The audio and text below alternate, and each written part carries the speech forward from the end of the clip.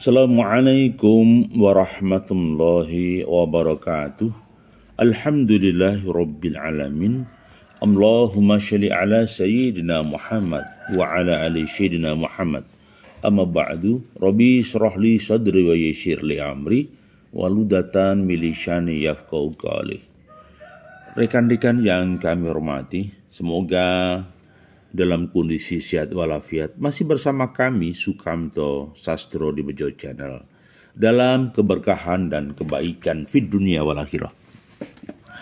Hari ini mencoba kita sharing motivasi di dalam kehidupan. Baik, hidup memang tidak menentu, patah tumbuh, hilang berganti. Anak-anak yang dulu kecil, kian hari kian dewasa. Orang yang dulu hadir sudah mulai pergi meninggalkan kita. Dinamika hidup pasti terus berubah. Ada cerita seorang pelamar pekerjaan yang dari Klaten. Dia pernah kerja di sebuah perusahaan, sering terbang ke luar negeri dengan nominal gaji di angka 9 juta atau 10 juta. Bisa dikatakan 5 kali UMR ya. Tapi pada perjalanannya ketika orang tuanya sudah tua, kemudian pulang ke Klaten dan dia menghadapi realita. Dia harus mengerjakan sawahnya yang tiga patok. Kemudian dia menghadapi realitanya tidak punya pekerjaan. Karena apa? Dia harus bekerja di luar kota terus, sedangkan istrinya menuntut agar dia kerja di rumah bisa menunggui anak dan istrinya. Dua anaknya kebetulan sudah SMA dan SMP, sehingga bisa dikatakan teman saya ini sebut namanya misalnya Tarto ya. Tarto ini mencoba menghadapi realita. Terpaksa kemarin dia harus masuk di sebuah perusahaan, ada tawaran dengan gaji UMR sekitar 2 juta. Artinya apa? Hidup tidak menentu kawan. Kadang di atas, kadang di bawah. Satu PR catatan bahwa ketika kita mempersiapkan anak-anak istri kita, anak kita, istri kita, ya, dengan modal, maksud kami dengan modal, dengan fasilitas kecukupan. Ingatkah bahwa pada titik tertentu kita akan diuji dengan kekurangan, kita diuji dengan keterbatasan, kita diuji dalam fase terendah. Kadang kita tidak nyangka bahwa hidup ini harapannya dalam kondisi yang mulus. Uang tersedia, pekerjaan ada, bisnis lancar, pekerja setia. Tapi dinamikanya ini luar biasa. Ya, itu yang pertama. Jadi satu pesan moral bahwa siapkan anak-anak kita, keluarga kita dalam kondisi terburuk. Kalau orang sudah terbiasa sederhana, maka tidak kaget ketika dia dalam posisi tidak sederhana. Kalau orang posisi miskin, tidak kaget ketika usahanya jatuh miskin. Ketika orang biasa sibuk dengan menangani semua pekerjaan, ketika suatu saat dia punya rumah sendiri, dia mandiri, dia tidak kaget. Seringkali orang itu tidak mempersiapkan diri dengan bekal keterampilannya, bekal kemampuannya, karena kita topang. Maka pembelajarannya adalah bagaimana mempersiapkan anak-anak kita ketika dia harus hidup mandiri, atau suatu saat ketika kita sudah tua, anak-anak kita meninggalkan kita, dan kita tinggal suami istri di masa senja kita berdua, una unu gitu. Bagaimana kita akan bertahan dengan kondisi yang rempong? Kita harus menjaga kesehatan kita harus hadir di sekitar kita. Gitu. Tapi ini fitrah. Hidup itu benar-benar fitrah. Ya. Fitrahnya apa? Dari kecil menjadi remaja, remaja menjadi dewasa, dan dewasa akhirnya menuju tua. Setelah tua, cepat atau lambat kita diambang senja dan kita akan menghadapi alam maut untuk masuk ke alam barzah. Maka cepat atau lambat, sadar atau tidak sadar, kita persiapkan diri ini, hidup ini, agar kembali kepada Tuhan. Maka datang ke dunia tidak membawa apa-apa. Datang di dunia tanpa celana, datang kehidupan fana ini tanpa jabatan dan kursi. Datang di dunia ini tidak lagi jamaah tapi sendiri. Kemudian kita pergi meninggalkan dunia ini dengan sendiri, meninggalkan dunia ini tanpa membawa harta bawaan. Kita hanya menghadap dengan hati yang suci. Ya Rob, aku datang ya Rob, aku datang ya Rob. Aku datang menuju ridhomu dan pangkuanmu. Dalam kitab suci banyak cerita berkaitan dengan Al-Quran. Ya di Al-Quran yang berkaitan dengan bahwa kehidupan kita akan berakhir dengan penghisapan, perhitungan. Apa penghitungannya? Surga ataukah neraka? Kembali kepada persoalan berikutnya. Yang kedua, apakah kita sudah siap ketika anak-anak kita meninggalkan kita? Ketika keluarga kita tidak merespon kita? Ketika orang-orang sekitar kita tidak memandang kita? Posisi perut kosong, posisi lapar, posisi tidak punya apa-apa. Maka kita hanya punya hati yang bisa bersyukur. Seorang nabi pun diuji. Ada nabi yang diuji dengan penyakit yang berkepanjangan. Ada nabi yang diuji dengan umatnya.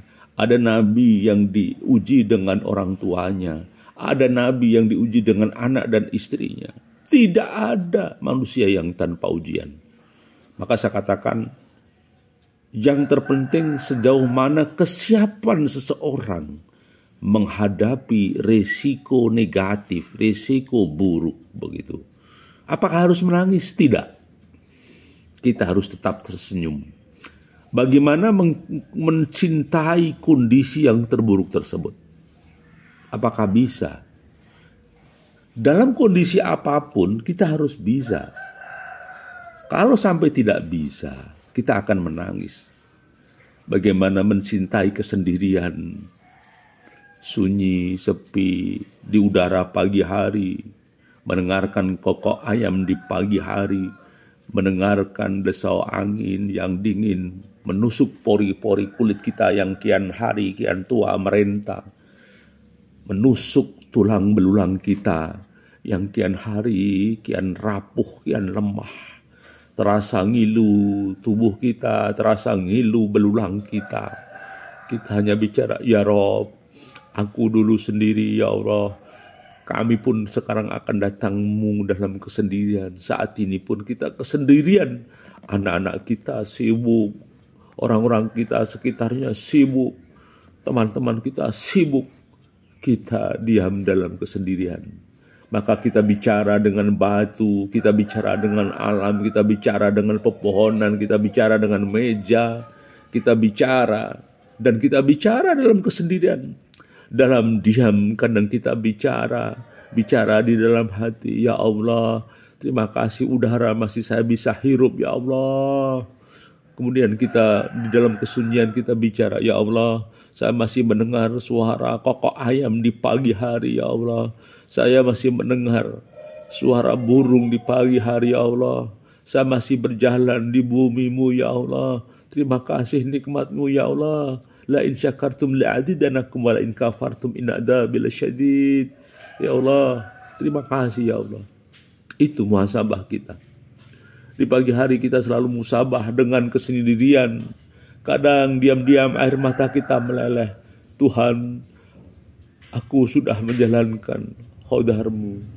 Wa ma khalaqtul jinna wal insa illa liya'budun. Ya Allah, aku tahu, kami tahu sebagai hamba aku harus menyembah-Mu ya Allah. Harus bertakwa kepada-Mu ya Allah. dengan segala potensi diri, segala potensi akal, pikiran, potensi lesan, keseimbangan akal, pikiran, dan lesan yang Engkau berikan, kenormalan waras kami, kenormalan akal kami, sehingga kami bisa membaca qadar dan takdir-Mu ya Allah. Itu kawan. Jadi belajarlah. Yang berikutnya, belajarlah menghadapi sunyi dan sepi. Belajarlah menghadapi kesendirian. Karena kamu akan tetap sendiri di alam kubur. Kita akan sendiri di alam barzah. Karena apa? Karena kita harus mempertanggungjawabkan amal kita dan kehidupan kita. Ada hidup sesudah mati, pintunya ajal. Ada kemuliaan sesudah mati, kata kuncinya ajal. Ada surga dan neraka, pintu masuknya ajal. Kullu nafsi dha'iqatul maut. Itu pasti terjadi. Maka kalau kita terlalu santai, kalau kita terlalu diam, tidak memikirkan hidup sesudah mati, cepat atau lambat kita akan sedih dan menyesal. Karena waktu tidak bisa ditahan, waktu terus mengejar kita, waktu terus berburu dengan ajal kita. Maka selalulah kuat dan sabar di dalam menghadapi kehidupan ini. Jadi belajarlah menghadapi sunyi. Bagaimana, apakah kita boleh menangis? Baiklah.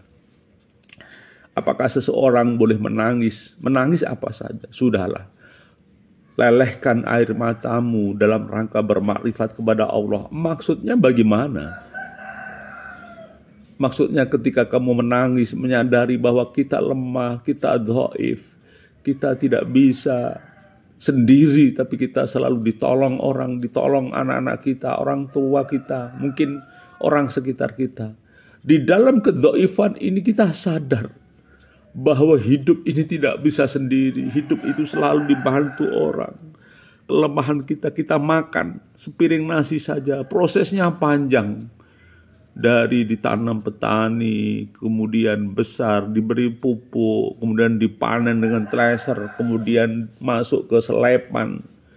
Barulah kita beli di pasar, kita makan nasi. Makan nasi aja butuh kuasa Tuhan, butuh pertolongan Allah, butuh dukungan orang. Maka konsep hablum minallah, hablum minanas tetap dijaga. Hablum minallah, hablum minanas tetap dijaga. Sehingga kita ini bisa menjaga keseimbangan. Maka seandainya menangislah karena Allah. Menangislah bahwa kita ini bersyukur sudah diberi izin hidup di muka bumi.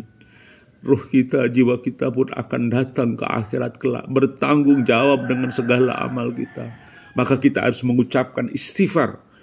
Banyak kesalahan kita. Astaghfirullahaladzim, alladzi la ilaha illallah wal hayyul qayyum wa atubu ilaik. Astaghfirullahaladzim, alladzi la ilaha illallah wal hayyul qayyum wa atubu ilaik.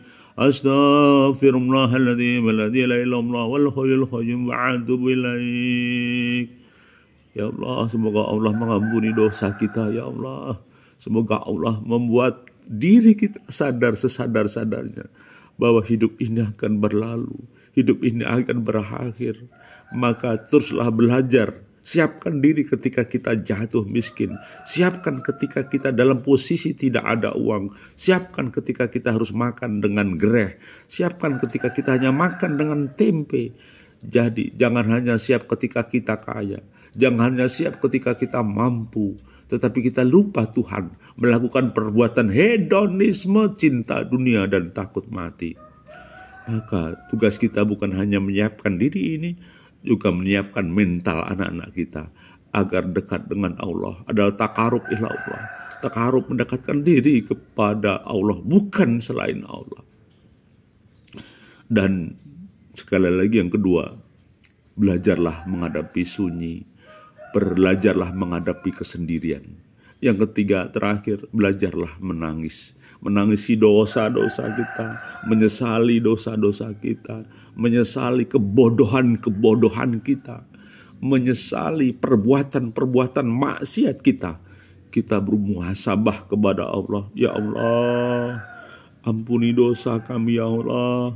Ampuni mata kami apabila melakukan perbuatan yang dosa. Basuhlah dosa-dosa mata kami dengan rinangan air mata ini ya Allah. Semoga kita senantiasa orang yang tergolong orang yang taubat kepada Allah. Taubatan nasuha. Melepaskan dosa-dosa kita, melepaskan maksiat-maksiat kita. Kita akan datang kepada Allah. Kita akan kembali pada Allah dengan jiwa yang tenang, jiwa yang tentram, jiwa yang bahagia, jiwa yang diselamatkan. Sedangkan harta kita dijadikan untuk jihad fi sabilillah, dijadikan untuk kemuliaan Islam dan kemuliaan pribadi-pribadi yang saleh. Dan anak-anak kita juga menjadi anak yang saleh dan salehah. Anak turun kita menjadi orang-orang yang manfaat maslahat fi dunya wal akhirah. Itulah dari kami. Semoga menjadi muhasabah pagi hari ini. Jangan hanya siap ketika kita kaya. Bagaimana kita ketika siap menjadi miskin. Bukan hanya siap di dalam kemuliaan. Bagaimana kita siap dalam penderitaan. Dinamika hidup tidak menentu. Semuanya bisa berubah sewaktu-waktu. Pagi bisa datang menjadi sore. Sore bisa datang menjadi petang. Petang pun berganti di subuh ceria. Maka yakinlah hidupmu, hidup kita akan terus berlalu dengan eksis, dengan ridhonya Allah. Masih bersama kami Sukamto Sastrodimojo. Terima kasih, berkah manfaat maslahat di dunia wal akhirah. Assalamualaikum warahmatullahi wabarakatuh.